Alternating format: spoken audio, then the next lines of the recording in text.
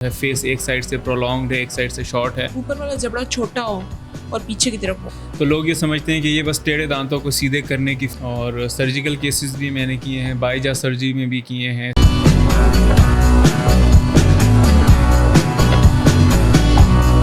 I am doctor Kashmala with a new episode of podcast. आज हम बात करेंगे डेंटल इश्यूज़ पे और इस पर बात करने के लिए हमारे साथ मौजूद है doctor Salman. He is a specialist dentist and he specialized in orthodontics and dentofacial orthopaedics. अस्सलाम वालेकुम सर। वालेकुम सलाम। सर ये बताएं, ये डेंटोफेशियल ऑर्थोपीडिक्स क्या काम ये करते हैं? ये एक कॉमन मिसकॉन्सेप्शन है। ऑर्थोडोंटिक्स का जो हम नाम सुनते हैं तो बस जो ऑर्थोडोंटिस्ट स्पेशलिस्ट होता है तो लोग ये समझते हैं कि ये बस टेढ़े दांतों को सीधे करने की फील्ड है और बस इसमें और कुछ नहीं होता, जो कि बिल्कुल गलत है। डेंटोफेशियल ऑर्थोपीडिक्स मींस कि हम जॉज के साथ भी डील करते हैं, जबड़े के साथ डील करते हैं। अगर आपका कोई जबड़ा जो है वो छोटा है, ऊपर वाला जबड़ा छोटा है और पीछे है, या नीचे का जबड़ा छोटा है पीछे है, तो उसका इलाज भी हम अपनी स्पेशलिटी में करते हैं। और या कोई फेस में आपकी एसिमेट्री है, चिन आपकी एक साइड पे डेविएटेड है, या आपका जो है फेस एक साइड से प्रोलॉन्ग्ड है, एक साइड से शॉर्ट है, तो वो फेशियल एसिमेट्रीज़ में आते हैं। तो ये सब जो फेस की एस्थेटिक्स के साथ हम डील करते हैं। तो अगर जॉज में कोई भी मसला है तो उसके साथ भी हम डील करते हैं। तो इसका डेंटोफेशियल ऑर्थोपीडिक्स का मतलब है कि हम जॉज के साथ भी डेंटोफेशियल फेस के जो बोन्स हैं उन सब के साथ हम डील करते हैं। अगर एक बच्चे का नीचे वाला जबड़ा छोटा है और पीछे की तरफ है तो क्या इसका क्योर पॉसिबल है? इसका बिल्कुल क्योर पॉसिबल है। और अगर ऐसा कोई मसला है तो हमारे पास 3 ऑप्शंस होते हैं depending on the age of the patient. सबसे पहला ऑप्शन जो है, जो सबसे अच्छा ऑप्शन है, उसको ग्रोथ मॉडिफिकेशन कहते हैं। ग्रोथ मॉडिफिकेशन का मतलब ये कि हम बच्चे की अपनी जो उसकी ग्रोथ पोटेंशियल है उसको यूज़ करके उसके जबड़े का इलाज करते हैं।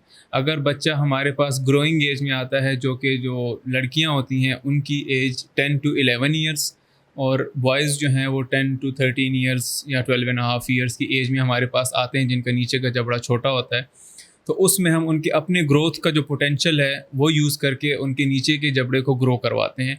कुछ अप्लाइंसेस की मदद से जो मुंह के अंदर लगते हैं उनको फंक्शनल अप्लाइंसेस कहते हैं, और कुछ ऐसे होते हैं जो ऊपर सर की हड्डी के साथ या उसके साथ लगते हैं, तो उसको ऑर्थोपीडिक अप्लाइंसेस कहते हैं।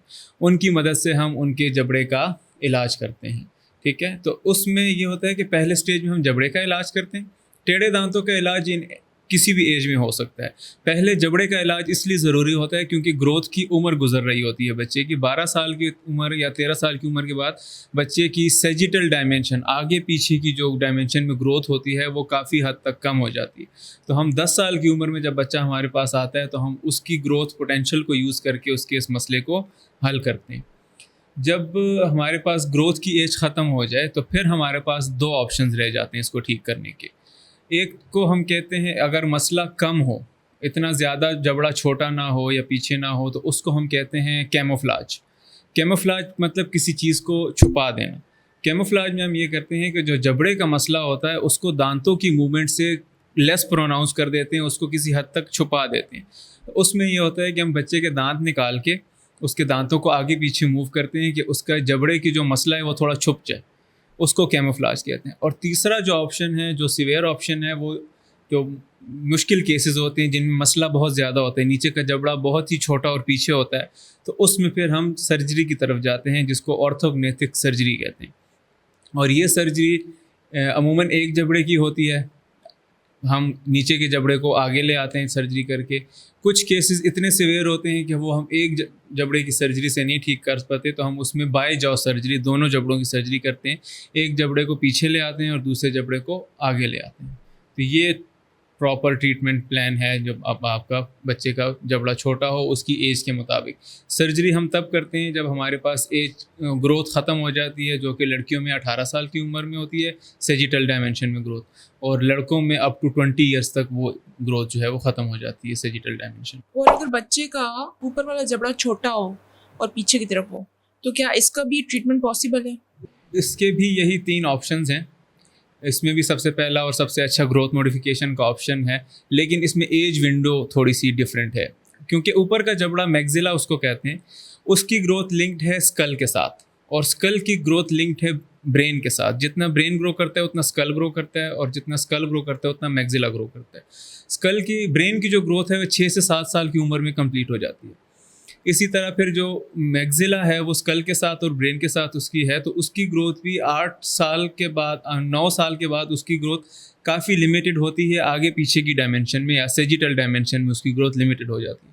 तो हम जब ऊपर का जबड़ा पीछे हो और छोटा हो, या ऐसे हो कि ऊपर के दांत पीछे हों और नीचे के दांत आगे हों, नॉर्मली ऐसा होता है कि ऊपर के दांत आगे होते हैं, नीचे के दांत पीछे होते हैं। जब आपके बच्चे का ऐसे है कि जबड़ा भी मिड फेस उसका पीछे है और दांत भी ऊपर वाले पीछे हैं और नीचे वाले आगे हैं, तो उस बच्चे को आपने 7.5 या 8 साल की उम्र में ऑर्थोडोंटिस्ट के पास लाजमी लेके जाना है, क्योंकि इसका इलाज सर्जरी के बगैर अप्लाइंसेस से, ऑर्थोपीडिक अप्लायंस उसको कहते हैं फेस मास्क, उससे इसका इलाज मुमकिन है और बच्चा बच सकता है सर्जरी से। 75% ऑफ केसेस जिसमें हम ग्रोथ मॉडिफिकेशन करते हैं उसमें सर्जरी की ज़रूरत फ्यूचर में जाकर नहीं पड़ती है। 25% कुछ अनफॉर्चुनेट बच्चे होते हैं जिनकी बहुत ज़्यादा सीवियर डिफॉर्मिटी होती है, तो वो हम ग्रोथ मॉडिफिकेशन के बावजूद उसमें सर्जरी की ज़रूरत पड़ जाती है, लेकिन मोस्टली हम उसको ग्रोथ मॉडिफिकेशन से ठीक कर सकते हैं। फिर वही 2 ऑप्शंस कि हम कैमोफ्लेज भी कर सकते हैं जब ग्रोथ अगर ख़त्म हो जाए या बच्चा हमारे पास लेट आए, और तीसरा और आखिरी ऑप्शन सर्जरी का ही है। और अगर बच्चे की चिन टेढ़ी हो या उसका फेस एक साइड से लंबा हो, तो इस प्रॉब्लम को आप कैसे डिफाइन करेंगे और इसका ट्रीटमेंट क्या होगा? इसको हम डिफ़ाइन करते हैं एज फेशियल एसिमेट्री। नॉर्मली भी जो इंसान हैं उनका राइट और left half of the face एक दूसरे के साथ बिल्कुल नहीं मिलता, वो थोड़ा बहुत डिफरेंस होता है, लेकिन वो उसकी एक नॉर्मल विंडो होती है। अगर उस विंडो से बढ़कर लेफ़्ट और राइट साइड ऑफ फेस के दरमियान डिफरेंस है तो वो फिर फेशियल एसिमेट्री कहलाती है। जैसे कि आपने बात की कि अगर बच्चे की चिन एक साइड पे डेविएटेड है या इस तरह है, या एक साइड का उसका जबड़ा लंबा है दूसरी साइड का छोटा है, तो इसके इलाज के लिए हम एक तो सबसे पहले सुपरवाइज़ करते हैं कि क्या टाइम के साथ ये मसला बढ़ रहा है या वो उसी जगह पे स्टक है जितना है। अगर तो टाइम के साथ वो मसला बढ़ रहा है तो फिर हम उसमें उस वक्त कोई इंटरवेंशन नहीं करते। हम जब उसकी ग्रोथ कंप्लीट हो जाए कि जितना इसने सीवियर होना है वो सीवियर हो जाए, उसके बाद हम उसको करते हैं, ठीक है।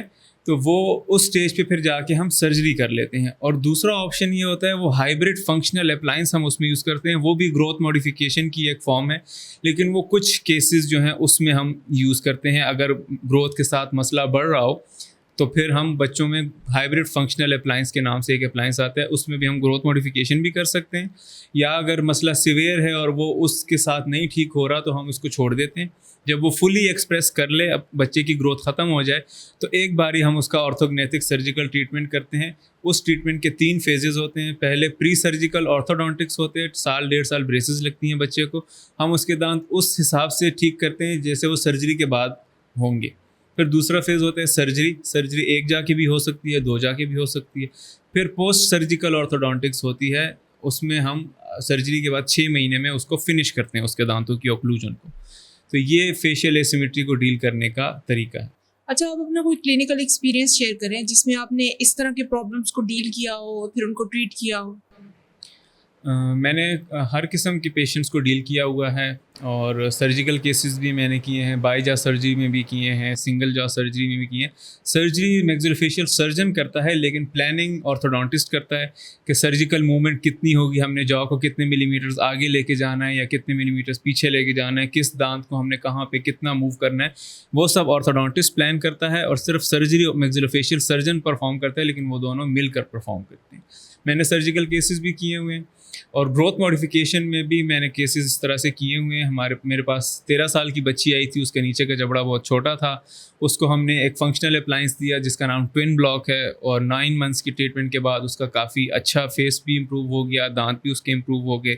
इसी तरह मेरे पास एक बच्चा आया था जो कि 7 साल की उम्र का था, 8 साल की उम्र का था, और उसका तालू कटा हुआ था, क्लेफ्ट लिप एंड पैलेट जिसको कहते हैं, उसकी वजह से उसका ऊपर का जबड़ा बहुत छोटा और पीछे था। उस बच्चे को हमने एक ऑर्थोपीडिक अप्लायंस होता है जिसको फेस मास्क कहते हैं, वो लगाया था तकरीबन 12 मंथ्स के लिए, और 12 मंथ में उसमें काफ़ी ड्रास्टिक चेंज आया था। तो ये चीज़ें हैं। अनफॉर्चुनेटली ग्रोथ मॉडिफिकेशन अवेयरनेस नहीं है लोगों को, लोग अपने बच्चों का टाइमली इलाज नहीं करते, जो सर्जरी के बगैर हो सकता होता है वो इलाज भी नहीं हो पाता। अब अल्हम्दुलिल्लाह वाकैंट में मैं एज ए स्पेशलिस्ट ये सारे केसेस डील कर रहा हूँ। स्माइल सॉल्यूशंस मेरे क्लिनिक का नाम है, कोहिस्तान इनक्लेव में। तो किसी भी बच्चे के जबड़े का कोई भी मसला हो, और वो इस एज ग्रुप में हो जो मैंने अभी इस वीडियो में डिफ़ाइन की है, तो लाजमी उस बच्चे को लेके आएँ ताकि कल को आपका बच्चा सर्जरी से बच सके। Okay, thank you so much. ये थे डॉक्टर सलमान जिन्होंने डिफरेंट डेंटल इश्यूज़ पे हमारे साथ बात की। नेक्स्ट एपिसोड में हम बात करेंगे एक नई टॉपिक पे। टिल देन, अल्लाह हाफ़िज़।